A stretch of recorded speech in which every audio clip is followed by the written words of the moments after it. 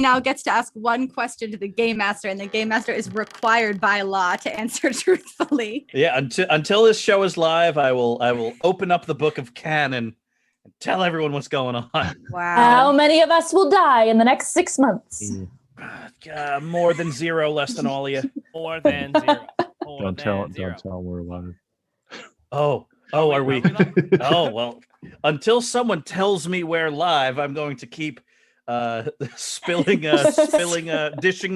on the goods. Spilling absolute KOP secrets. Yep, just KOP secrets for everyone and everywhere. Gossip prospect.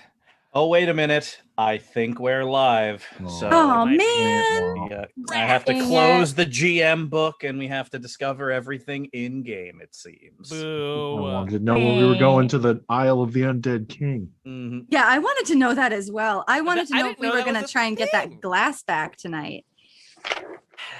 I think that's going to be a long-term project. Yeah, I figured, but the Knights have we got to do something. The Knights have many long-term projects. I've been noticing that. Yeah. In my mind, as a GM, any dice roll that comes in low is really just the start of a long-term project. Oh, no. And because last week there were many, many low dice rolls, what was going to be a fun, whimsical adventure to help a new friend has created a snowballing effect that even now will have dire consequences. Yeah, a potentially like world-ending plot line. That's only fun. if the dwarven historians are to be believed. Yeah. Which they are. I don't see why they wouldn't be. They're not much for fiction. No. No. Anyway, hi everybody. Hello, audience.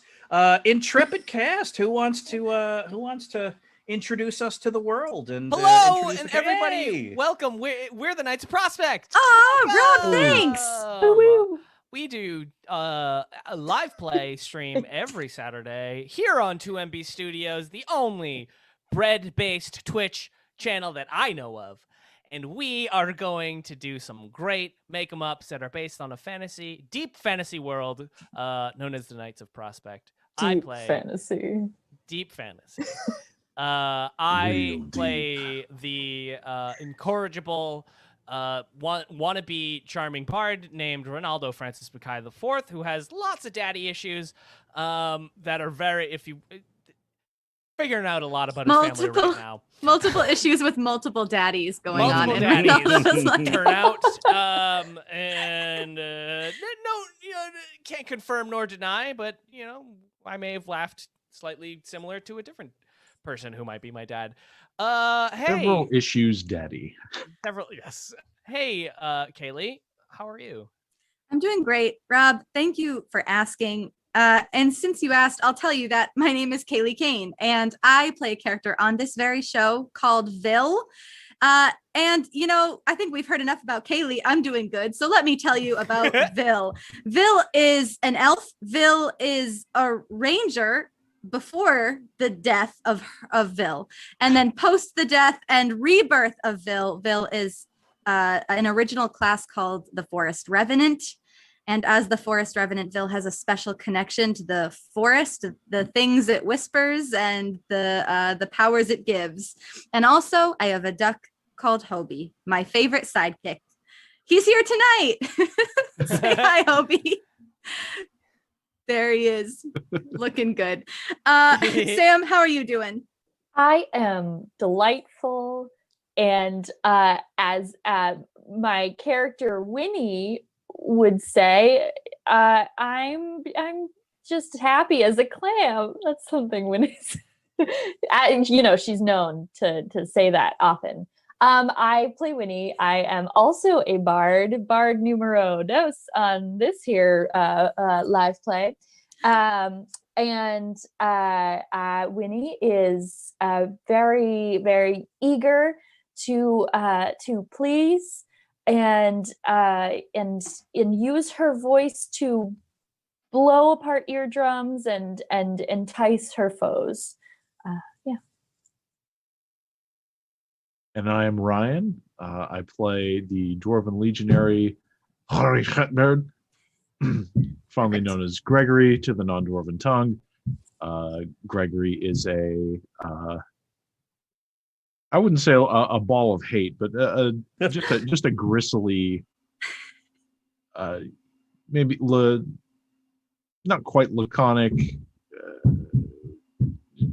and maybe prone to outbursts of violence at controlled times. He keeps it under control, but it can get pretty malevolent. Yeah, doesn't say too much, doesn't express too much, but I think he's a fun time. I think deep down, he can maybe cut loose a little bit. Maybe he's a special person. It's just he's a kind soul. A kind soul and a violent player. Under 50 pounds of dwarven plate mail. There's they're onions, like all of us. It's onion layers. Yeah, they're like a shred. Yeah, exactly. A hug with Gregory will feel very one-sided, but you'll come away being like, that guy, he kind of enjoyed it. I think he did. Yeah, that guy's a special guy. And I'm John Serpico. I am the game master. I have a few different jobs.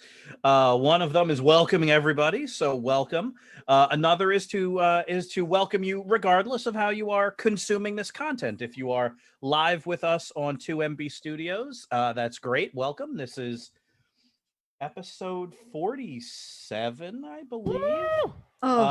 If you are following along on YouTube or wherever you get your podcasts, you already know that because it's labeled as such. Oh, sorry, wait. This is episode 48. We're closing in on a year, gang. How could you? So this is episode 48. Where really, no matter how you're watching it, it's episode 48. So that's one thing I get to do is I get to say that. Another thing is my job is to make sure that these players constantly have things to do.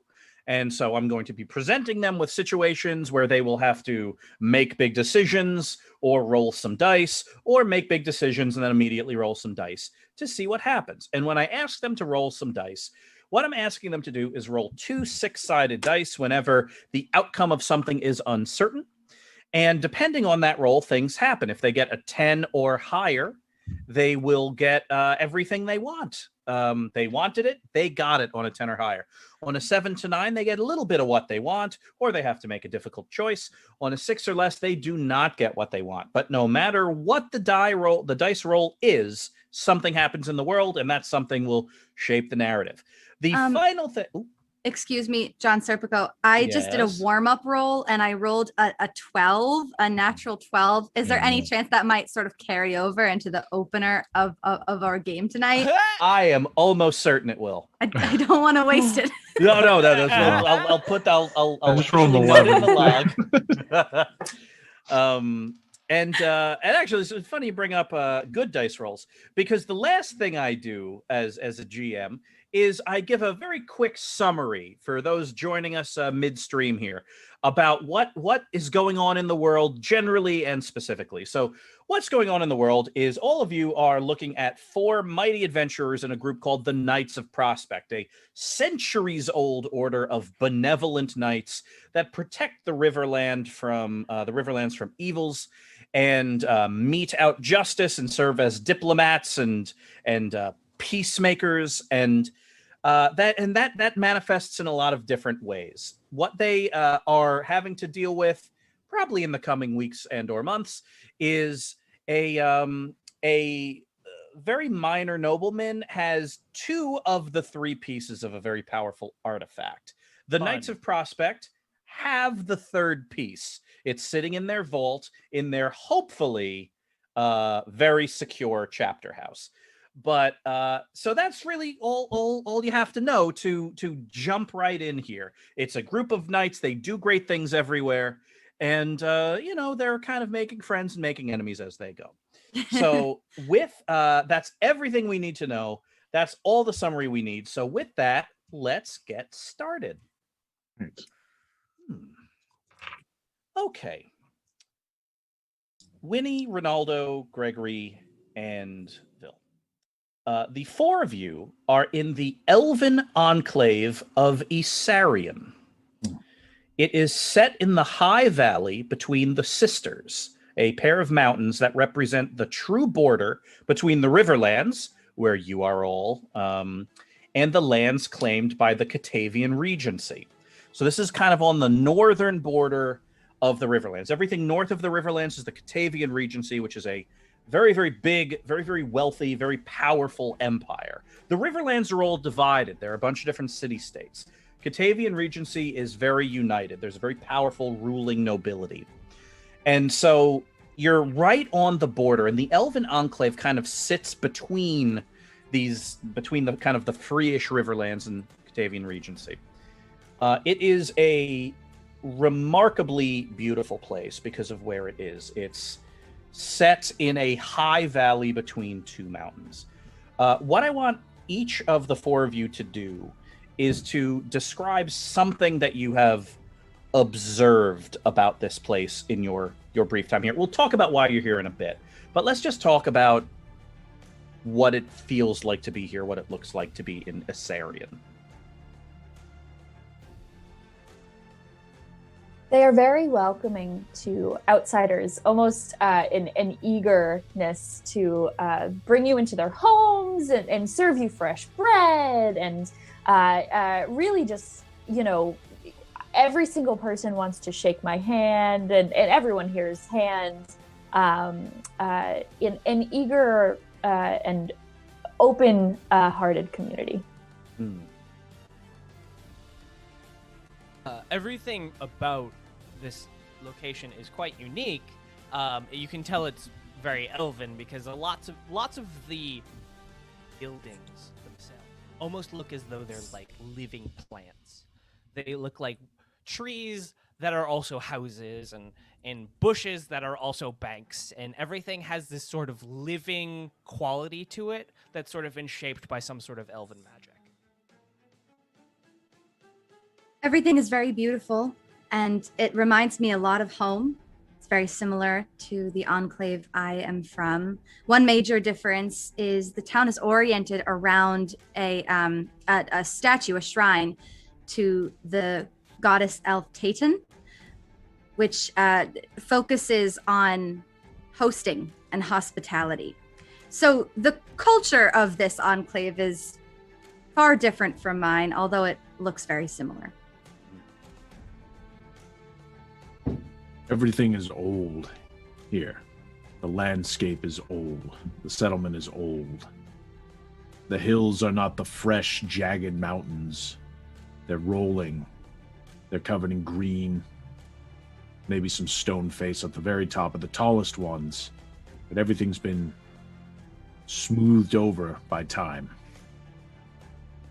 And GM, I have a question for you. I'd like to use some of my bard skills. Absolutely. A port in the storm. When I enter a civilized place, I'd like to know what has changed since the last time I've been here. If anything. That is a great question. So, Ronaldo, you have been here before, not in a capacity of a Knight of Prospect, since that's lovely place. It's absolutely gorgeous. You came here with your father many, many years ago, because even though the Elven Enclave of Assarian, like most Elven Enclaves, are entirely self-sufficient, they do some trading. You can barely call it trade. It's almost like they give things away. They'll trade some beautiful elven craft thing for, that pin off your jacket, or a pound of grain, but you must bake a little bit of bread with it first. And so, your family, the Mackays, did trade with them, and so you were brought here as a child. The thing that has changed the most, you observe, is you kind of ask for a bunch of the traders that you know. Like, hey, is this person here? Is that person? I haven't seen that person in 20 years. And, of the 5 or 6 elven traders that you know, all but one are out of town. And the one remaining trader here is well, let's give them a name. Ronaldo, what is the name of that? This is an elven crafts person, and someone that befriended you when you were much younger. Well, I knew their offspring Omaiwa, and that person is out of town. But this person is Omaiwo, which is why I get them confused because I don't speak Elven. But they are the person I'm calling. They're very they feel old. Like they look like a person who is old. There is a patience and a stillness to Omaiwo that that only comes when you realize that you know with certainty you're going to wake up tomorrow. And so Omaiwo has slowed down, not with age, but with the wisdom of age, so to speak. And, Omaiwo, looks at you, Ronaldo, and looks at all of your friends and kind of puts a hand on your shoulder.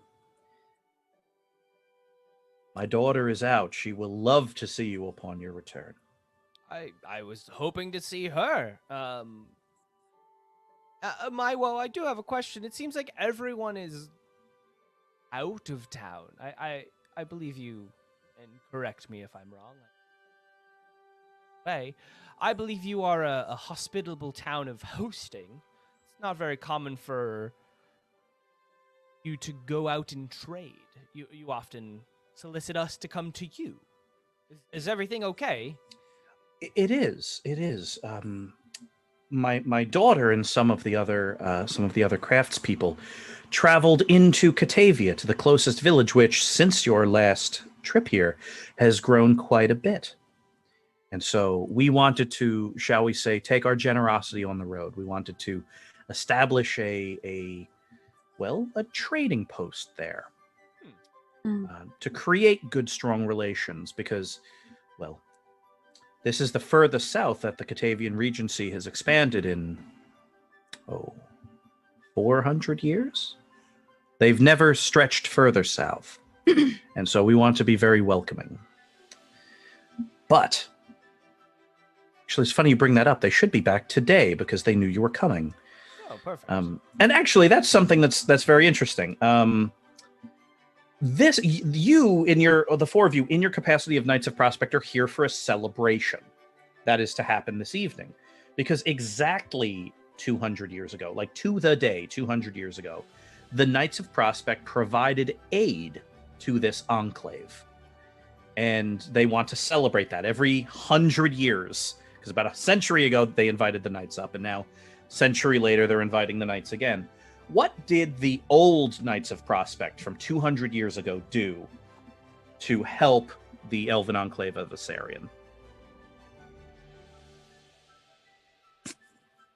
The old Elven Enclave was fooled by an imposter of the god that they worship, and this god of hospitality asked them, instead of their standard offerings of fresh cooked meals and delicately made garments, started to ask for sacrifice of a much greater degree in terms of life, and they began to sacrifice the lives of those around them. But the knights were able to identify the imposter god and dispatch of them. It was a definitive moment for Assarian, and it redoubled their commitment to peace and hospitality. Yes. What you have to understand about this enclave is their culture here. They don't celebrate something that they have received. They celebrate what they have given. This is true of all of their holidays throughout the year. All of their holidays are just called the blessing, with a number to designate what part of the year it's in. So this is the blessing 7. And they celebrate just as much the Knights of Prospect, aiding them, as they do the great gift that they bestowed on the Knights of Prospect, which began the building of Etma as we now know it. And what they celebrate is is giving the gift itself. So it's very important. Knights, Ronaldo, are you listening? I'm listening with wide open ears. It's very important that at this celebration we accept whatever gift they give us. That anything at all, you accept it as if it is a great blessing, a great gift. I feel like you're talking to me as though I'm not going to accept a gift. I will. You're right. Okay. Well, no, you're right, Ronaldo. Gregory, did you hear what I said? What if I don't want it?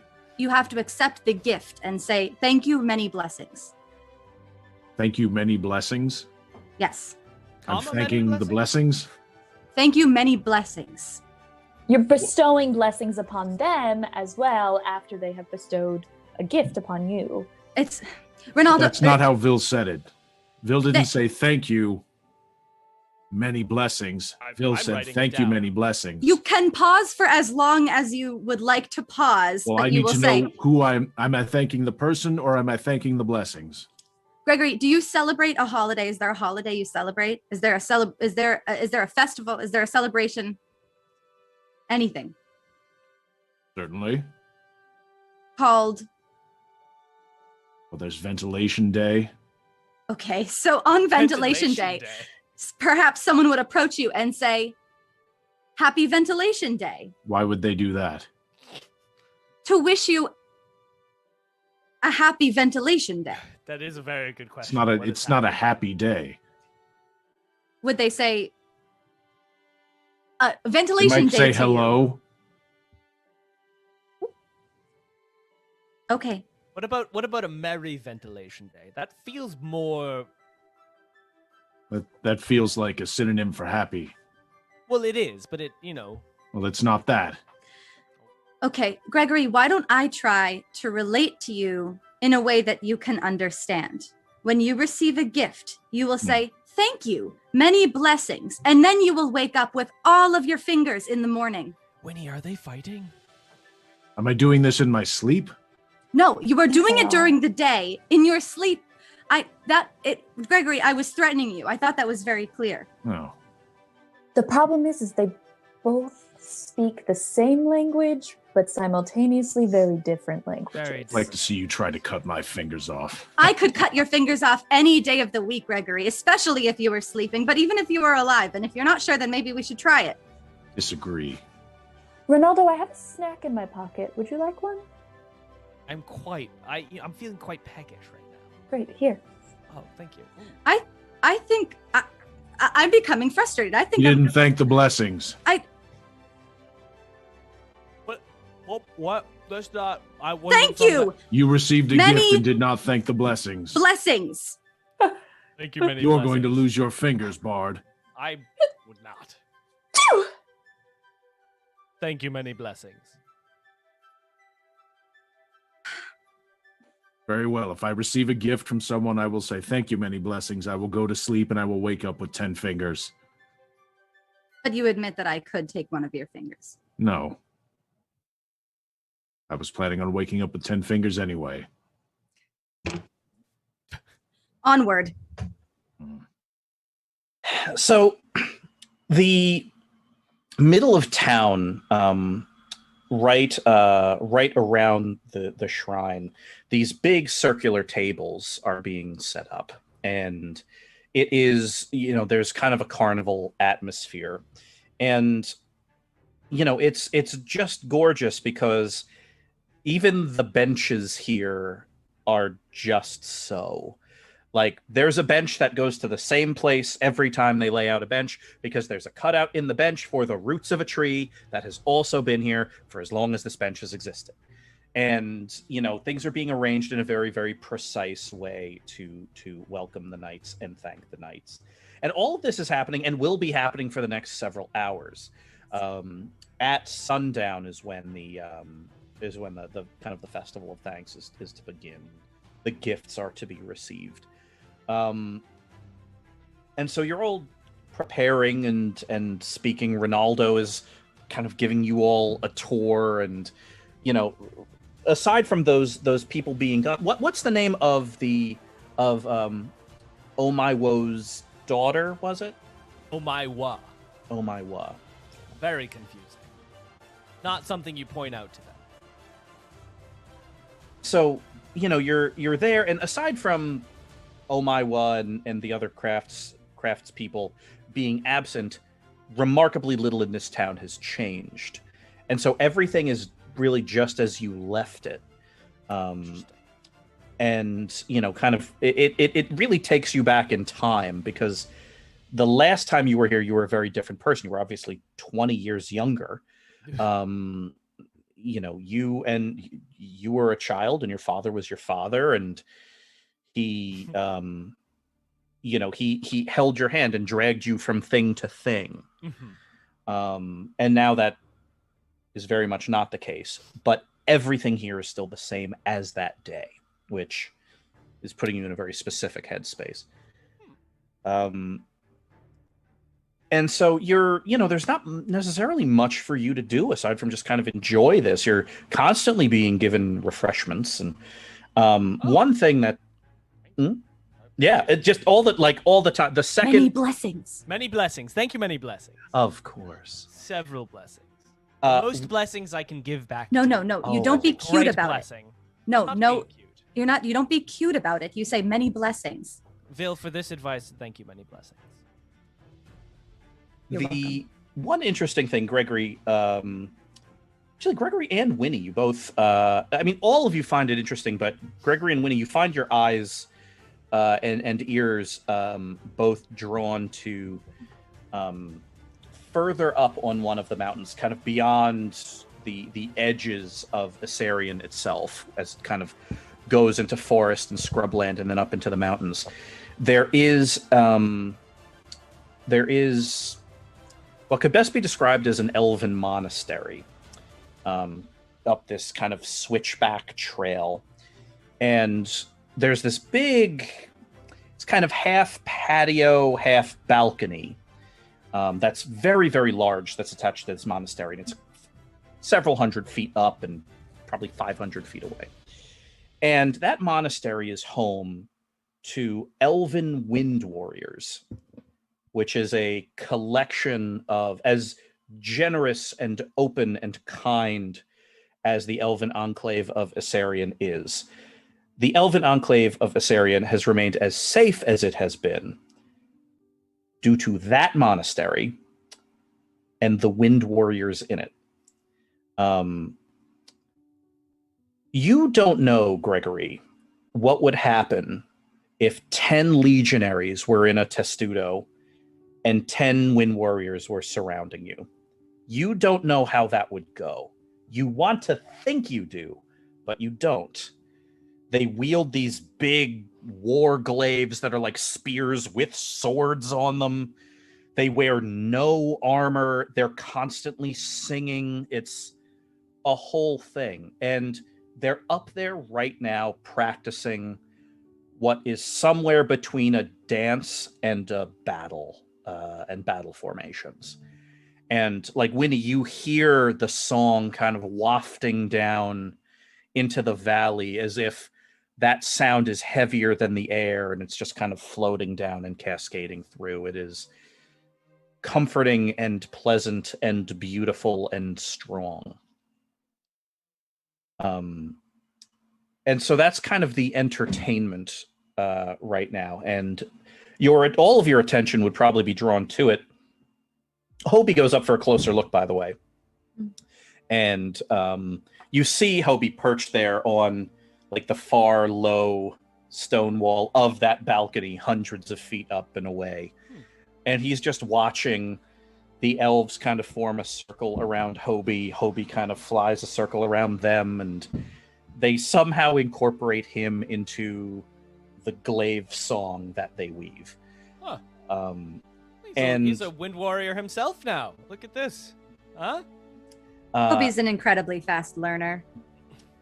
Yeah, Hobie is moving and banking as they're kind of making these slow attacks through the air with their glaives, and so he's like they'll make like a little bridge of two spears, and he'll bank up and through and around, and it's really quite lovely. And you would all be incredibly content to just watch this as the sun moves through the sky. But your attention is interrupted and brought elsewhere by Ronaldo, someone you know, who also has not aged a day in 20 years. An elven craftsperson, Selenar, who is coming into the valley from the north.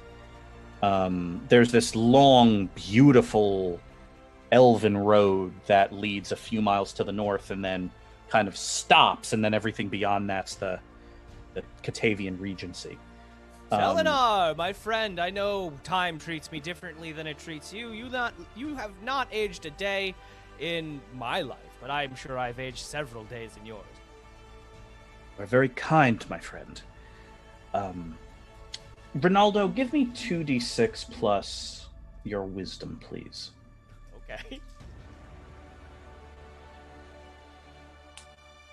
11. Selenar is hiding a very bad injury. Like, he doesn't warmly grasp you, he doesn't shake your hand. He's very kind of rigid and stiff, and as he moves between his stash, you know how someone moves after they get stabbed, and it's this. But the problem is he can't just leave because you're in the middle of conversation and he can't. But you know that it takes an 11 to read through Elven resolve and Elven calm. Selenar is in grievous amounts of pain right now, but he is waiting as you introduce the other knights, and he's going through the etiquette of welcoming all of you and saying how excited he is. Now, this is our noble dwarven warrior, Gregory Shitbeard. He is quite powerful, quite strong. This is Vil. She's one of the most powerful, potentially formerly elven people I've ever met. And let me introduce you to my other bard compatriot, Winnie, who, honestly, Winnie, I feel it would be a misgiving of us to not offer a song of healing of some sort, just to gift to them as they will often gift us many things very soon. I think that would be a great idea. I kind of pick up on a little bit of the flinching, a little bit of the slow movement. And I do not wish to impose if that's not something we can do, Selenar. I mean, I don't want to be rude. This is the conversation that's happening under the conversation. Selenar kind of nods. I would be honored to hear a song. Oh. Winnie, please, take it away. Oh. Do you wish me to assist? I can also... I was thinking I might provide the melody, and you can utter the final incantation. Sounds great to me.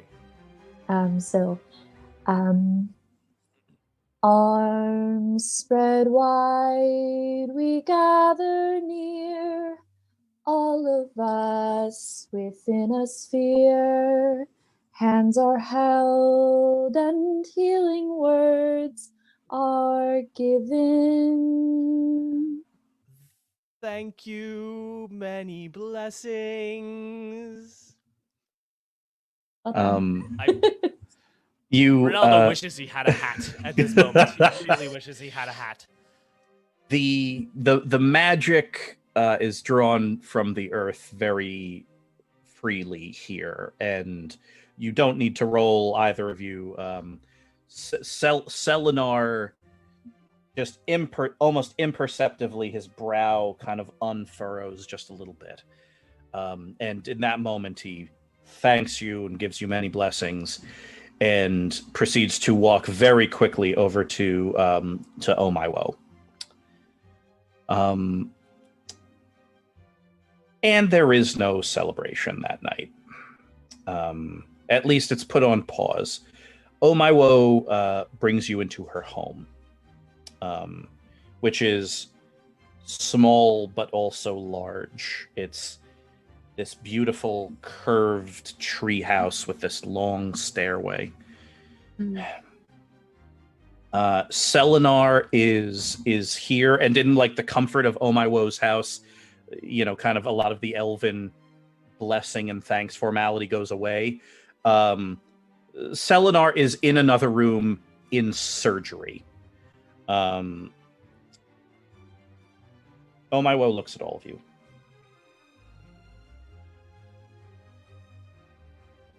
It is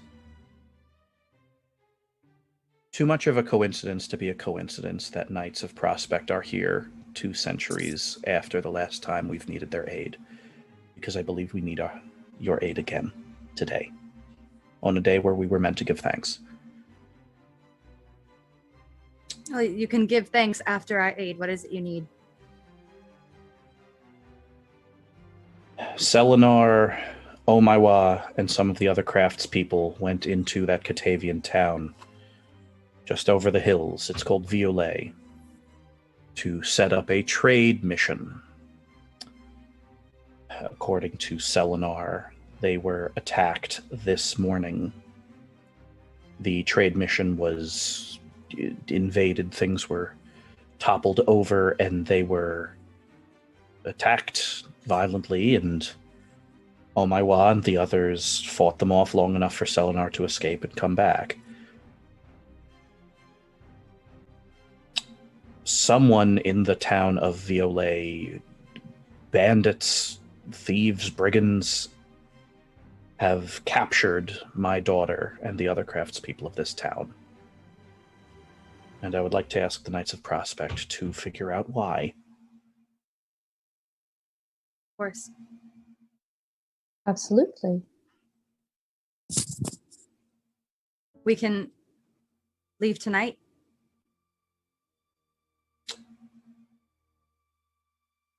That would be best. And I am sorry to ask.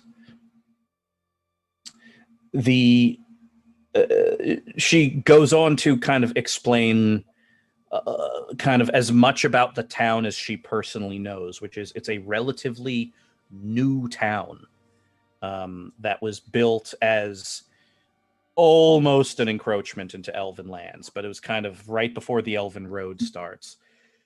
It is under the guidance and protection of a minor Catavian noble named the Marquis Othon de la Rochefoucauld. That name rings a bell to Vil and Gregory. Yes.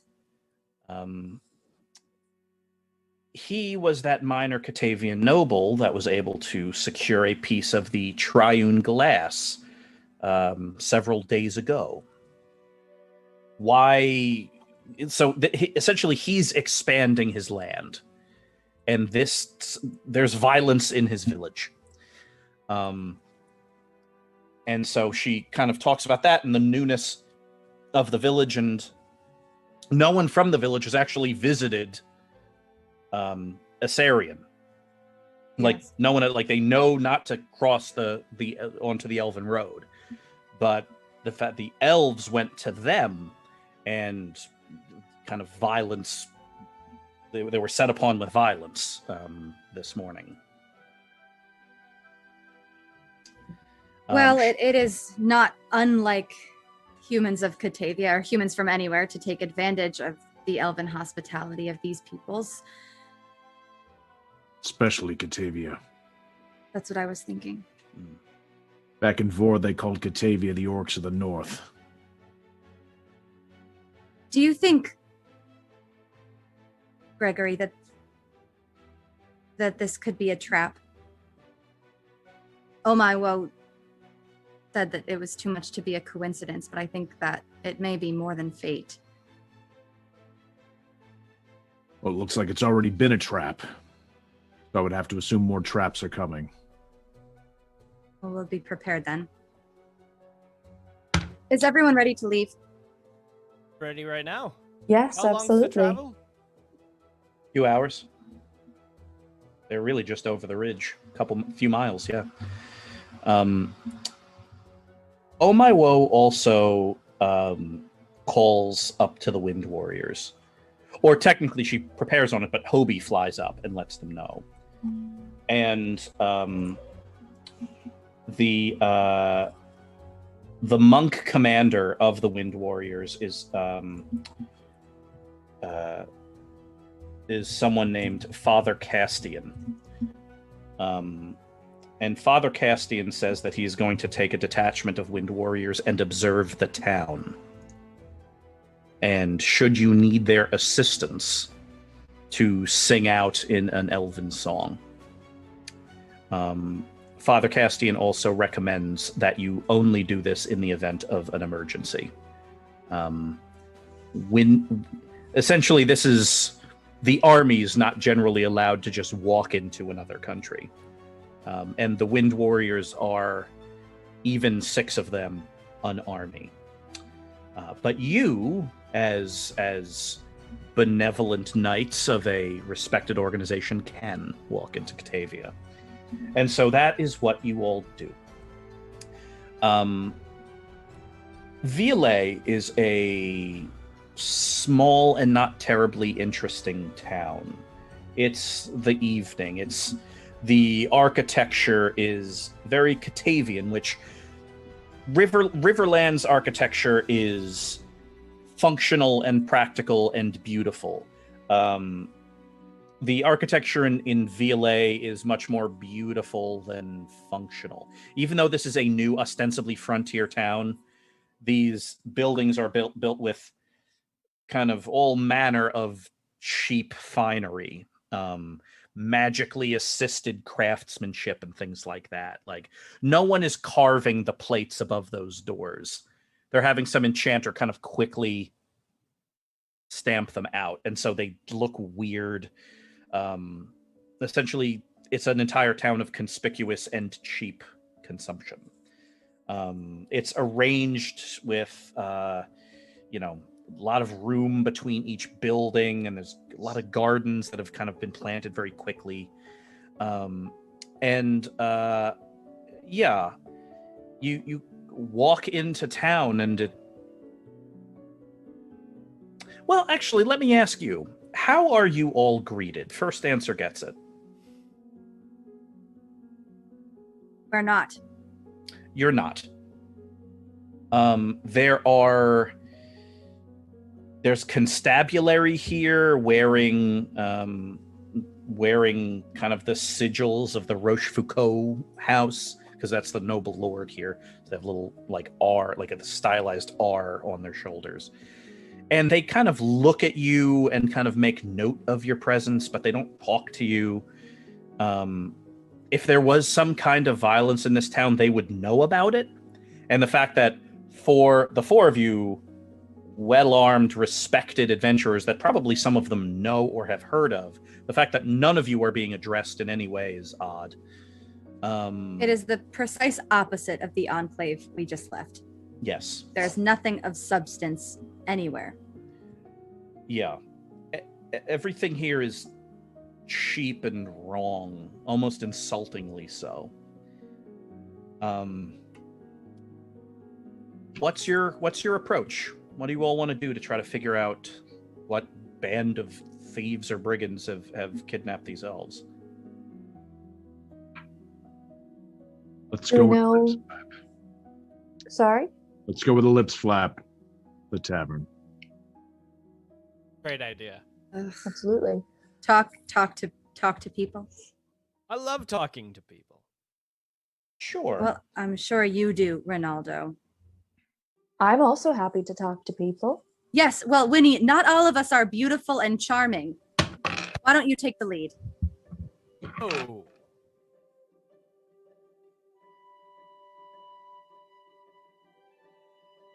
It's okay, Bill. What? You're fine. What? We've got 2 bards with us. They'll do the talking. I don't like this town. Yeah.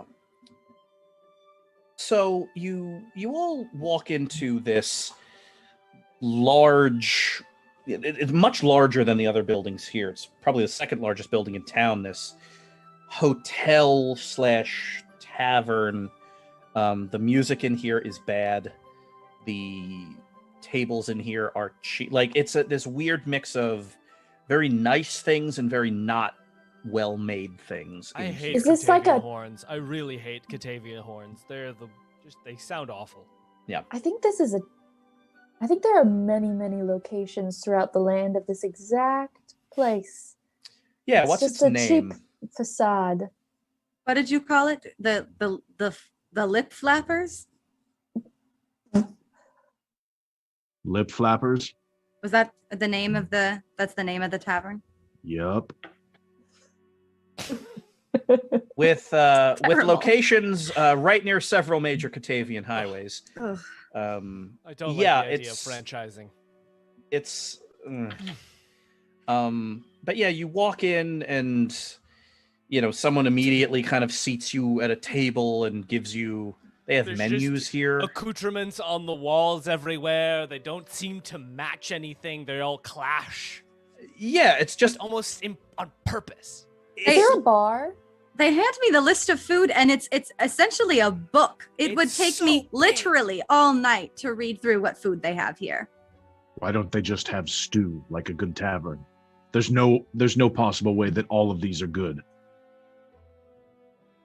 I haven't even heard of some of this food. The beer is imported, though. That is yeah, the beer is too expensive. Everything else seems too cheap. fine for me. I briefly walk away from the party, and is there anyone at the bar who's like looks like a man for a hire, like someone who like does dirty work in their day, kind of grumpy, but like, you know. Absolutely. There is definitely someone like that. Roll 2d6 to determine how much of this person you get to build versus how much I get to build. 2d6 plus anything? No, Just I want to just okay. 2d6. 7. Okay. Partial success. So you can determine their profession or their personality, but not both. Okay.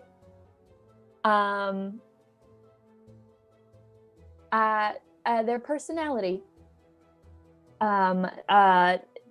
This guy is kind of like one of those quiet guys with a really rough exterior, but like secretly reads romance novels when he's alone at night.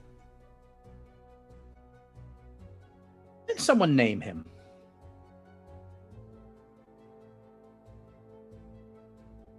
Barm.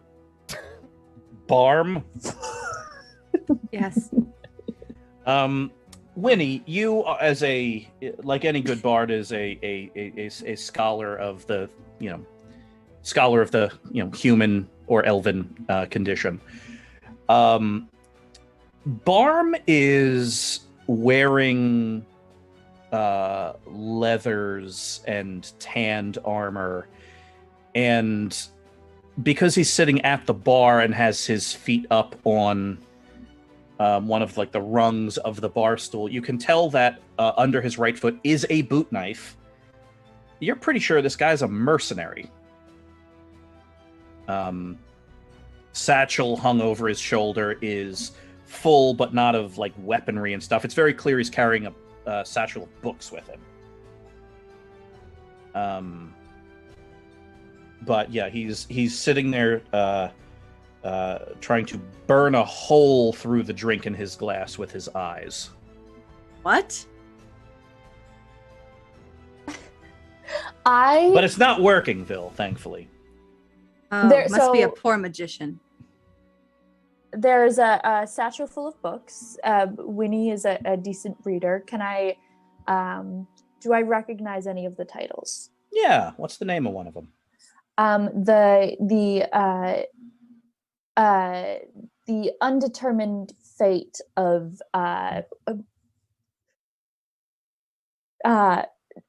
Billiam Defoe. A real classic, that one. I love that. Wow. I do love that one. It's like vaguely set in, they don't call it Tower Town, but it's essentially Tower Town. And it's like a nested series of romance novels all in one. It's like an ensemble romance novel where just like everyone pairs up with everyone by the end. It's beach reading. Yeah. And yeah, you see a dog-eared copy in his satchel. I walk over slyly, pull it out of his satchel, and say, I loved this one. The author lives a couple towns south of here. Have you ever gone to a reading?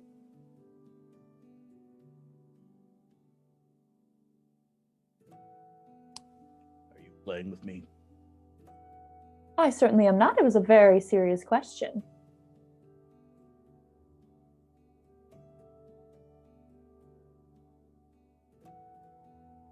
I'm just so nervous to meet the author. I know that the author lives nearby. Books are my companions when I'm on the road, and I feel like if I meet the author, then my interpretation of the characters will be different. If I ask the author what she meant. I think that your experience would be enhanced. Here, I know someone at the tavern where she often does readings. I've performed a couple times there. Sylvia is her name. If you mention my name, which is Winnie, I'm sure she'll get you a good seat for a reading. Winnie. What's your name, by the way? Barm. Barm.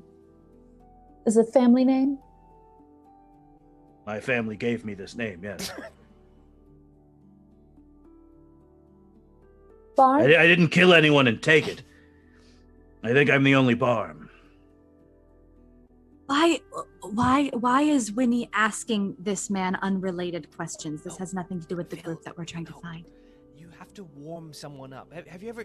I don't know if elves are aware of this concept. It's called... She's trying to get to take his social guard down a little bit, so that when that's down, she can get the information she needs. It's almost like a sort of a combat with words, in a way. Combat with words. But is Verbal flirting. alcohol. That's not completely wrong, Gregory. It's a little patronizing, but it's not completely wrong. Huh. So Winnie's flirting. Among other order. things. That's not the only thing she's doing. I'm trying to simplify so so you understand. Flip my hair over to one shoulder, and I lean in.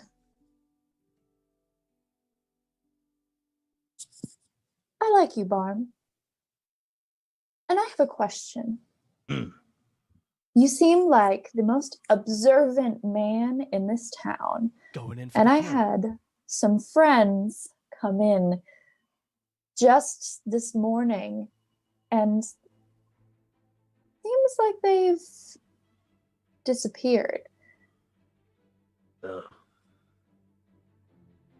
Do you know and I say his name absolutely perfectly, a Marquis Othan de la Roche de Croix? Is this going to be effective? Bardic College 101.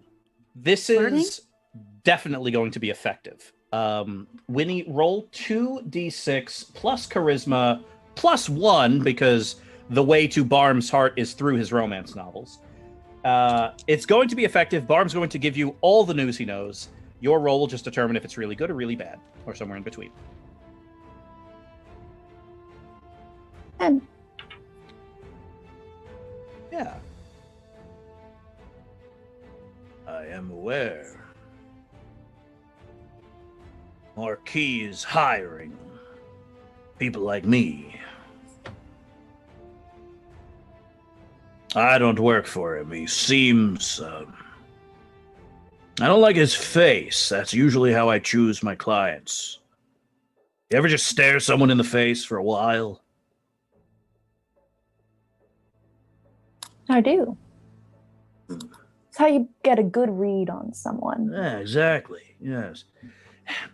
It's like how William Defoe read the face of the Duchess and decided that she was trying to get to him for his land and not for his heart. Oh my gosh, he loves that rag. Precisely. It's just it. Oh, the secrets he kept in that tunic. But yes, I looked You at the Marquis. I was going to say, you recognize the way they wrote about his eyes. It was telling from the very start. Ronaldo, they're still talking about the book. But the Marquis? Sorry, I interrupted you. He hires aggressively, he expands aggressively. He does not have the name or the family history to do some of the things he's doing, which means he's getting money from somewhere, and he's using it on people like me. Yes, I know of these missing friends of yours, elves like you, yes? Yes. It's just over the hill in that beautiful village of theirs. Yes, there was some kind of situation in their small little tent that they set up to trade their wares. Fighting with someone. What? How do you make them feel like do whatever they want? You make yourself seem weak when you aren't. Then you strike because they think they have bested you, but they haven't. That's exactly what she's doing. Softening them up, getting more. Softening them up, getting more. Just like swordplay. They didn't wear uniforms, but they were too organized to be bandits. Believe me, I know. They're military, I'm guessing, or probably more specifically constabulary.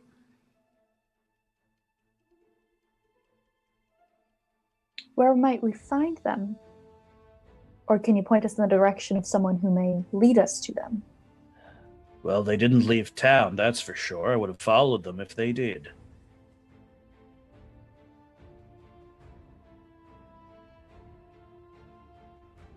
So they're in town? They must be. And if they are constabulary, either they're on the clock or they're off the clock, but it means that they're probably in some kind of government building.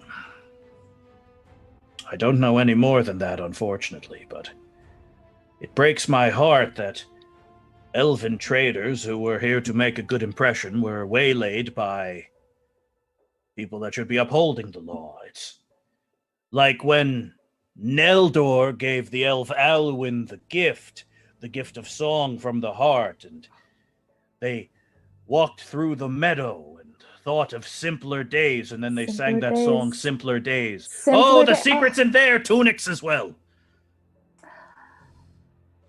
It's a lovely song, Simpler Days. Do you know it? I do. Oh, simpler days. We have to bail her out. We have to bail her out. Here we go. Days. Oh, Winnie. Our drinks have actually just arrived. Who's your friend? I am Barm. Do you need a mercenary? No. Bodyguard? No. Thank you, Barm. Hello. Barm, one of the government buildings?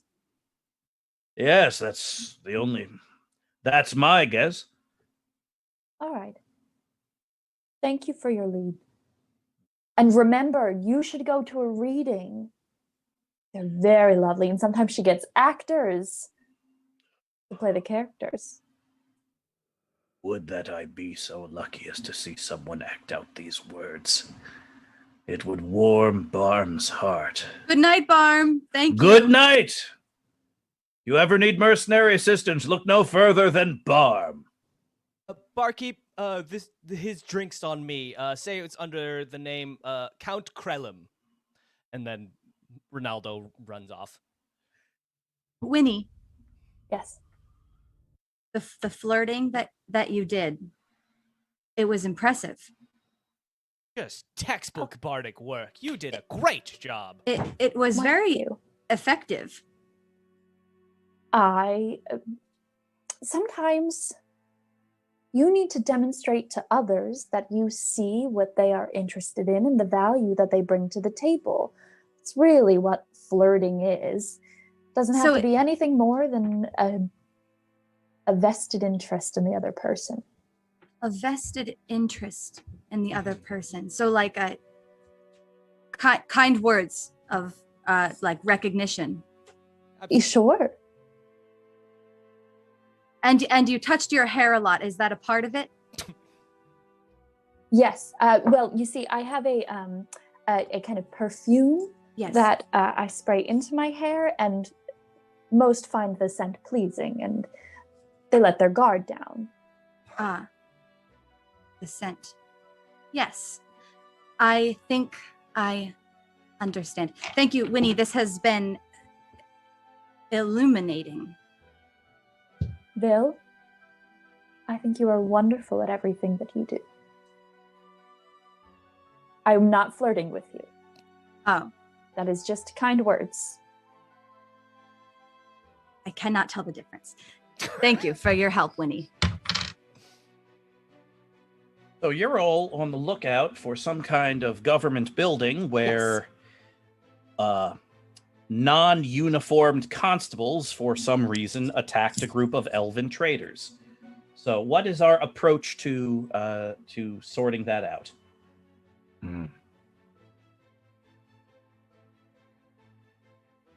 Why don't we go to the town square? Government buildings tend to be there. Yeah. Right in the middle of everything. I assume that was where our elven friends set up their trading outlet. The town square seems like an excellent place to start. Sure. Gregory, roll 2d6 plus wisdom to discern realities. An 8. All right, you can ask one question from the discern realities list.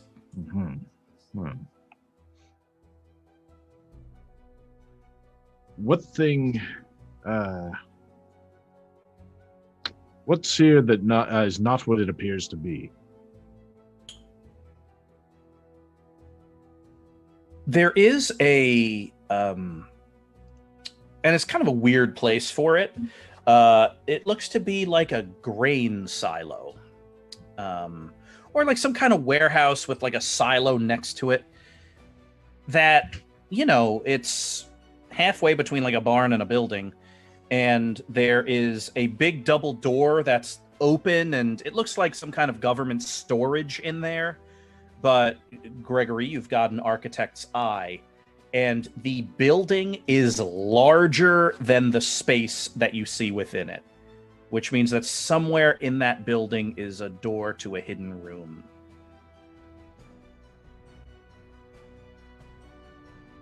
That complex there. Why would How there do be you know? why would there be a silo in the middle of a town? It belongs on a farm. Huh. It's not a mill. Point. All right. Are there any windows? No, so it's open. So imagine like like kind of a big barn with big barn doors open, and it's getting dark, but it's like a supply building. So it's a big barn with big barn doors open, and you see crates and bales of hay, and it's almost like a bonded storage building. There are actual uniformed constables outside. So even though there aren't windows per se, the big doors are open and you can see kind of all the way into it.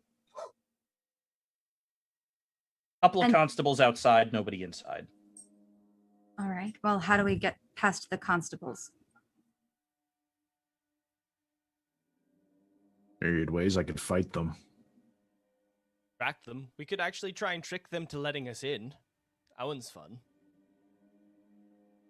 But Yes. could also then involve violence, which, Gregory, you love.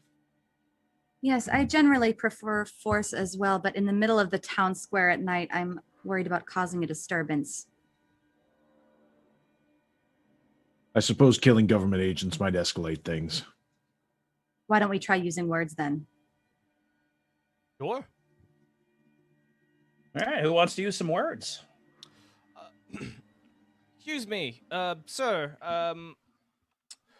We are looking for. We're actually quite lost. We're travelers, right? Or oh gosh, what? Long story short, some of our compatriots have actually gone missing. We were supposed to meet up with them. They are currently not here, and we were just wondering if you had any sort of, insight onto some elves that may have disappeared, that may have been in this area, or anything as the like.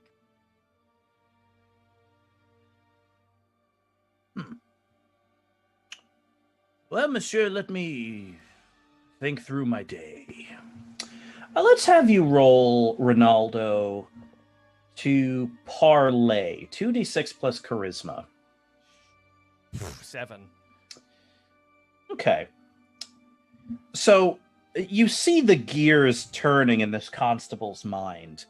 You kind of set it up such that you literally asked a cop if he witnessed if he heard of a crime. Mm-hmm. And like if he said yes, then you're going to want to talk more about it. And if he says no, you're going to think he's a pretty crappy cop. So he's trying to walk the middle of it. And so he's going to tell you what he knows, but he needs something from you. Well, I mean, if you want to tell me a night of Prospect what happened, I can probably. I'm sorry, your name is and I look at his. I assume he has a badge. He does. I look at it and it says Blimp, Mr. Blimp. I could put in a good word with some of my upper, such that you could get ocean or something if you help us out. Oh, monsieur, I know who the Knights of Prospect are. That's good. They have no sway here. This is Violet. This is the Marquis's town, and we are agents of the Marquis. I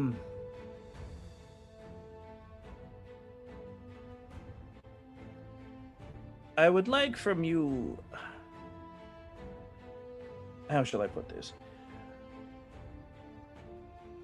I would like to have a conversation inside the security of this building, but I ask that you leave your weapons out here, as this is a bonded facility. A bonded facility? Everything in here are goods that are to be taxed, and the taxes given to the Marquis, which means no weapons allowed. Here's what I will do. In fact, if instead of that, let's say, and I start to call upon my new ability, Moth to a Flame, where to everyone else it looks like nothing, but to him there's a hypnotic fire in my eye, where I start to tempt his weak mind with bardic magic. What if instead you take my first offer, which he does not hear, but I do say out loud, which has no sway at all, but you will not have any problems at all, and you'll just let us in with our weapons fully engaged. And I cast my ability, Moth to a Flame, to try and get him to do what I say. 2d6 plus wisdom. Never done this before! Good luck. 10.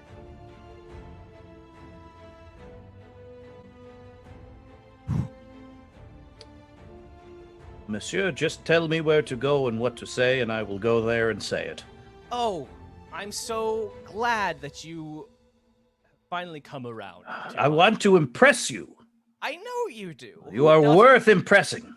Who doesn't want to impress me? I assume Winnie is noticing the bardic magic exuding from my voice. Yeah, Winnie, you're kind of attuned to kind of the frequencies of etheric magic that he's kind of pulling out of the ground, and he is doing some wacky stuff with it.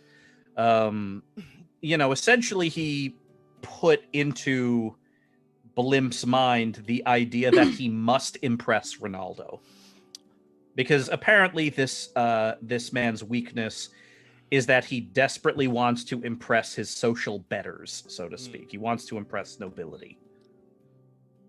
So, Mr. Blimp, Monsieur Blimp, I apologize. Please just let us into this secure facility that we know exists here. And if there is any problems, make sure you handle it, because I would never want to handle such things. That would be quite embarrassing for me. You mustn't get your hands dirty, monsieur. Never. If you would like me to open the secret door, I will, though rest assured there may be problems beyond that door. Oh, thank you for telling us about the secret door. We suspected, as we are better than you, but I do appreciate you just telling us. Quite kind of you. Yeah. The other constable here is just she's just observing all of this. Limp, are we letting the... It is totally fine, Claudette. He is of noble blood, as are apparently all of his compatriots. But we're not supposed to let any... Trust me, it is fine. And you all kind of walk in, and she, you walk in and kind of, Vilhobi kind of tugs at your pant leg, and you turn and you see this other constable, like, kind of walking off towards another building. I We better to make this Vil. quick. I gesture to Vil. You might want to be inside. Is Claudette is walking away? Yeah, she's vaguely confused, and like it's like she's walking with her head down, thinking like, what should she be doing, right? Like, what's the protocol here? As she's wandering to another building.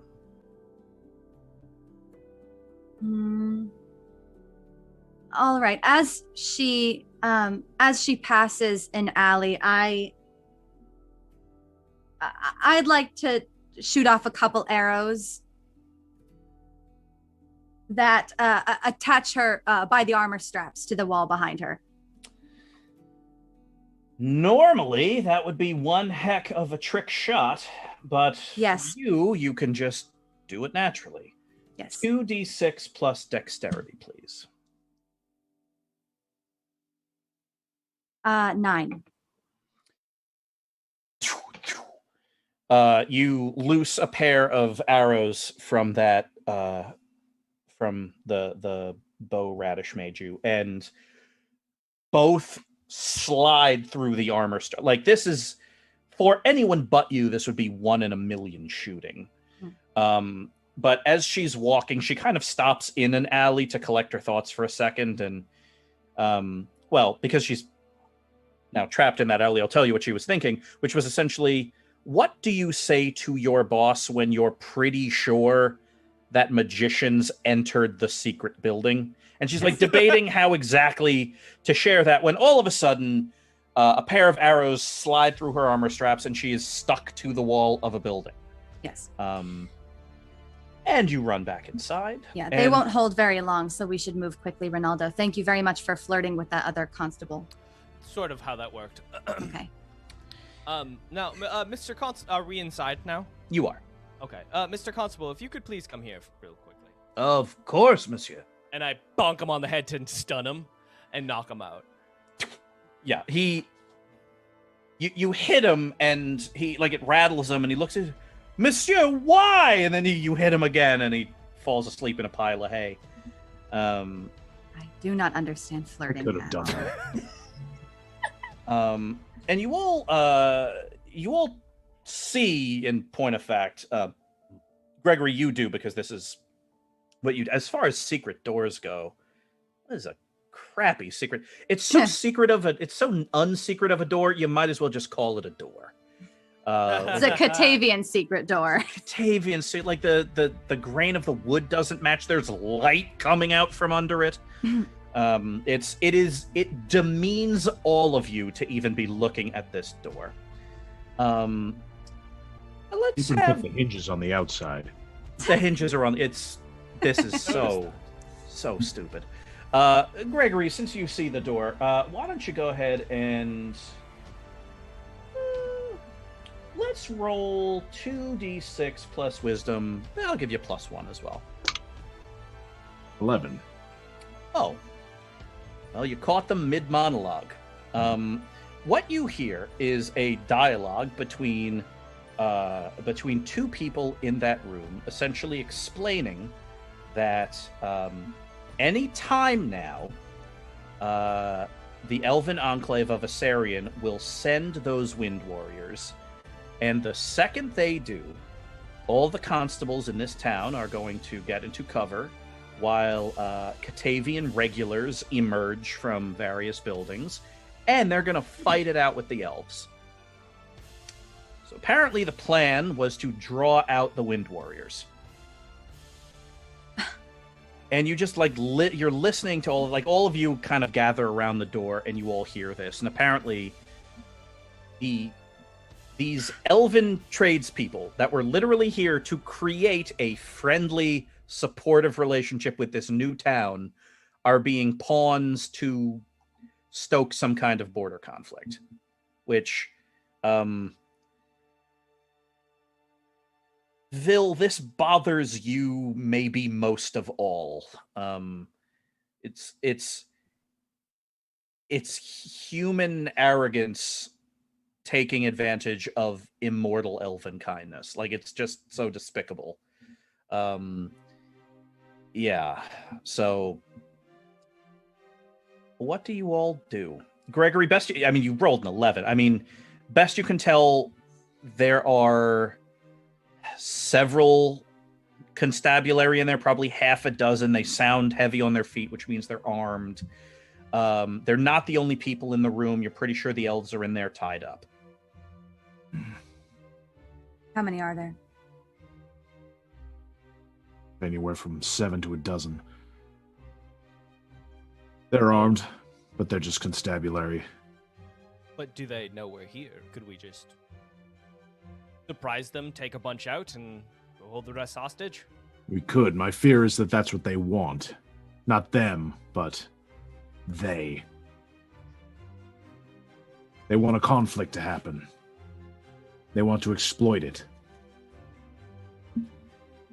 What do you suggest then? Diplomacy? From us? Not with them.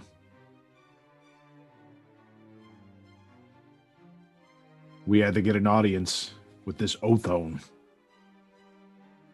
or we strike now.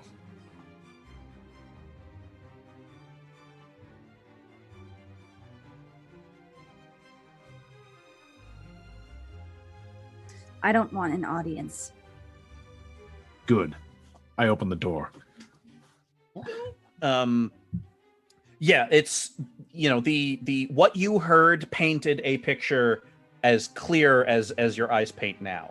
There are half a dozen constables, some up and pacing and talking through this scheme, a couple leaning against the wall, one or two eating dinner, and tied up on the floor are half a dozen elves wearing the ceremonial garb of welcome and greeting. And they got beaten up. I'm sorry, you should, like the constable that was doing all this talking steps were, I'm sorry, you all shouldn't be in here. I fire off 3 arrows at the first 3 I see. Plus dexterity for the volley. 6. You immediately just open fire and start putting arrows into walls. They all start diving out of the way. A couple dive behind the elves that are sitting in a heap, and you have to kind of draw up. And all, like, at this point, there's a small room with a lot of people in it, and they are like drawing cudgels and pulling knives. I immediately, seeing Vil launch off a bunch of arrows, I run off at the closest guard who looks like he's trying to arm himself and try and surprise attack them to get them off guard so that we can have some advantage. Sounds good. Let's do that as a hack and slash. 2d6 plus strength. Sounds good. That would be a 9. Okay.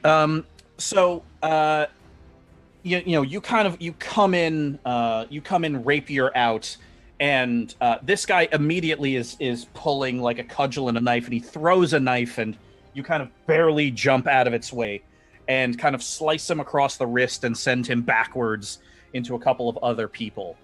Whoever goes next is going to get a +1 because you set them up to do something. I was gonna say, I use It Goes to 11, and I unleash a crazed musical performance to get them to attack each other. Yep. 2d6 plus Constitution.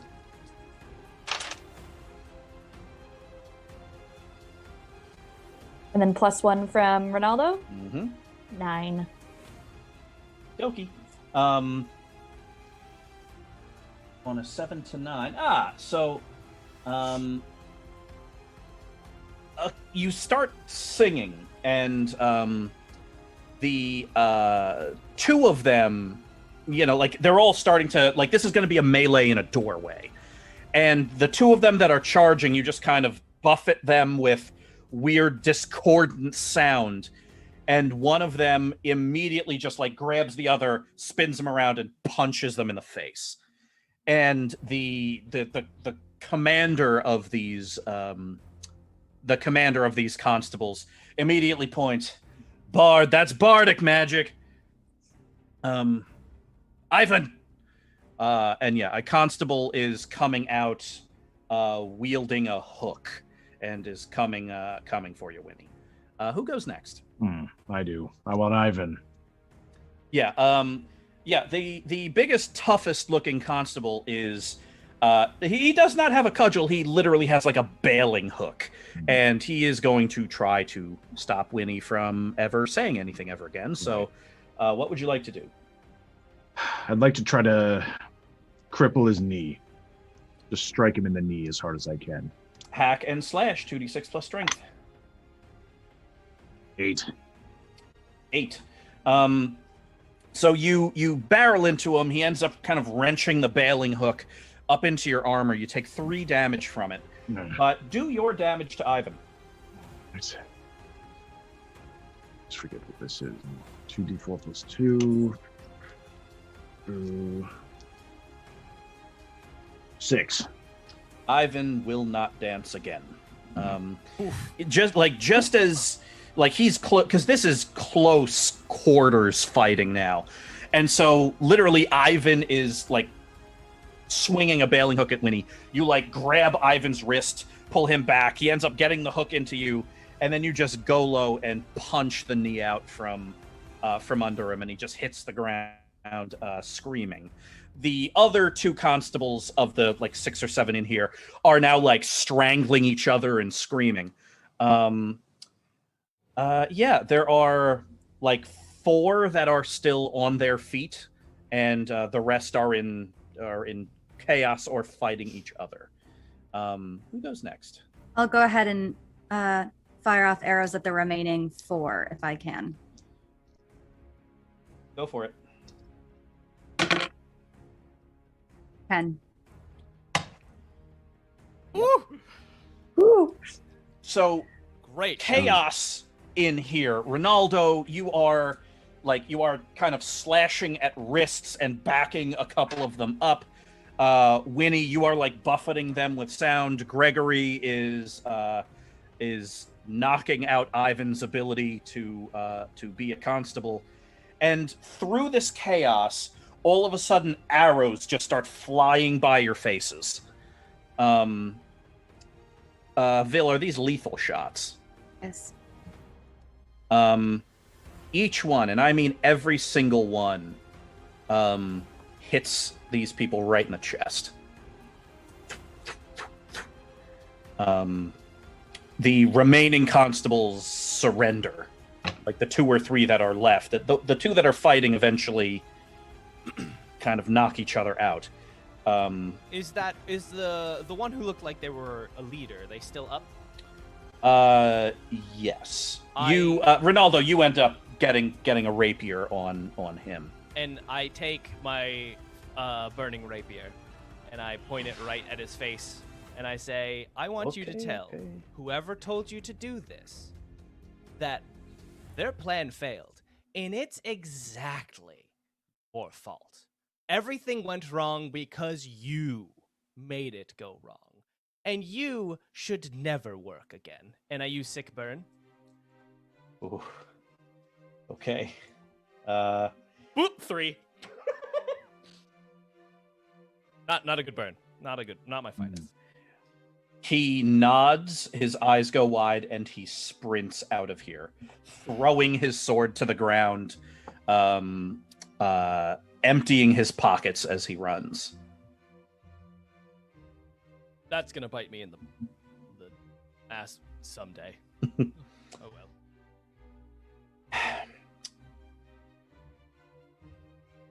Let's Why get don't you everyone just back to the kill him? village. Back to the Oh. Enclave. Omaiwa and the other elven craftspeople are here, and Omaiwa looks at you. Ronaldo, Very same. do you remember me? I do. I mean, I don't know if you remember me. I was much smaller. Of course it's you. I had much more hair. It was much nicer then. And you get them to their feet. Like these constables surprised them and attacked them. Like when you're getting them on their feet, like they literally went from trying to trade with these people to immediately being attacked. Like it's just awful. And you end up getting them up onto their feet and walking them out of town. Gregory, is this chaos enough of a message to send to that man, or should we burn down this silo as well? Why are you even asking me? Fair. And as we're walking out, take the burning rapier of fire and like stab it into one of the walls to try and light it on fire. There's just something about a dwarven legionary laughing while dousing a building in lamp oil that really kind of gets the party going. So the mix of your burning blade and Gregory's architecturally informed usage of lamp oil, and the Marquis Othan de la Rochefoucauld's bonded warehouse in the middle of his newest town catches fire, and 4 Knights of Prospect, leading half a dozen members of the Elven Enclave of Assarian out of town, is backlit by the conflagration. Do we receive the blessing tomorrow then? Yeah. There is as this is all happening, you see a number of 10, 15, 20 soldiers, Catavian soldiers, kind of emerge from buildings, and they look at the burning warehouse, and they look at all of you, and you're walking them out, and they kind of start following you at a distance. And you get to the beginnings of the Elven Road and the 2 big pillars that start the match, that start the beginning of it. And the Catavian soldiers look at you, and their commander, she holds up her hand, and they're all lined up, maybe 20 or 30 of them now, all just looking at you, wearing armor and all that, as you cross into the land of Assarian with half a dozen wind warriors waiting for you. Back in Assarian, in the Enclave, I'd like to approach Gregory. You do? When we're in the house of Omaiwo. Gregory. I would like to recognize the value of the fire you set to the silo. Well, if anything, the fire destroyed value of commercial goods. So No, Gregory. I'm giving kind statements about your strength and fighting ability. you need a salve. No, I'm. It looks like your neck itches. I'm not. Your hair itch. No, I'm making my. I'm trying to get you to smell me. Winnie, is this right?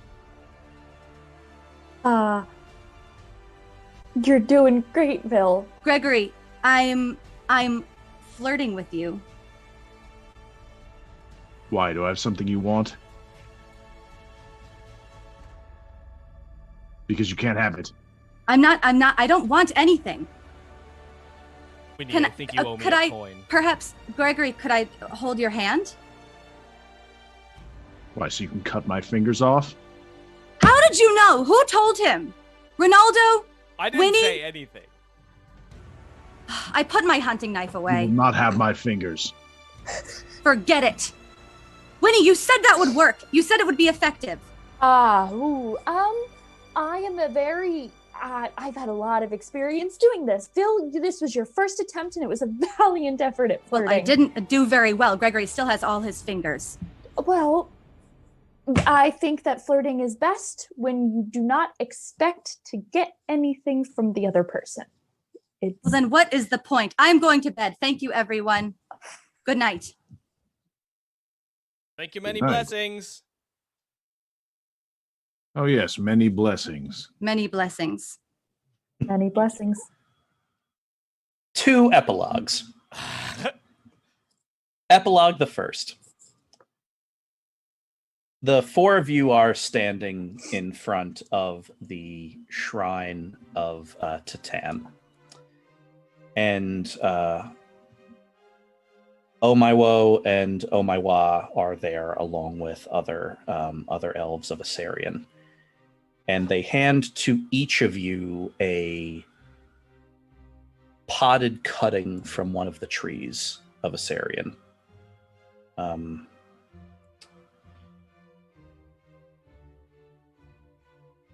Ronaldo, Oh My Wa hands it to you and says, "This tree will never burn. Even rest that sword on it and it will never burn.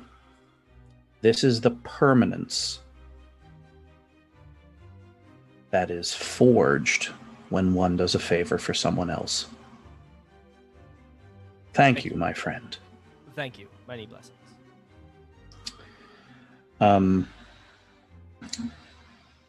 Winnie, this sapling, if tended, will grow leaves, strong and durable.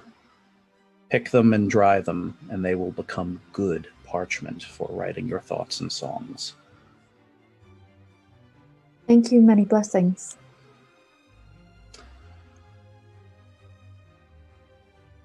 Gregory, plant this sapling at the base of a wall, and that wall will grow stronger. The vines will strengthen the mortar, not weaken it.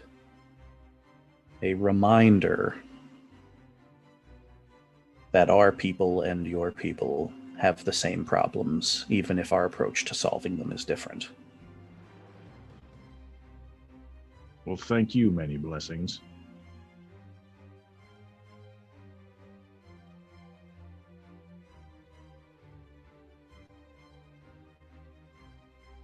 Vil, this is a cutting from a tree that was gifted to us 1,000 years ago from the Enclave of Imlan.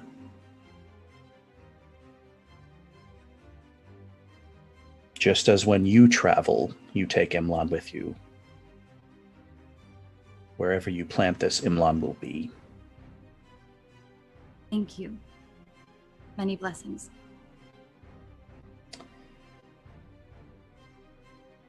Epilogue number 2. That constable rode for 3 days to the Great Rock, the seat of the Rochefoucauld family. He sprints into the castle upon that rock, climbs the many stairs, and runs into the great circular meeting room. Marquis, I have news. I have news, and it is all my fault.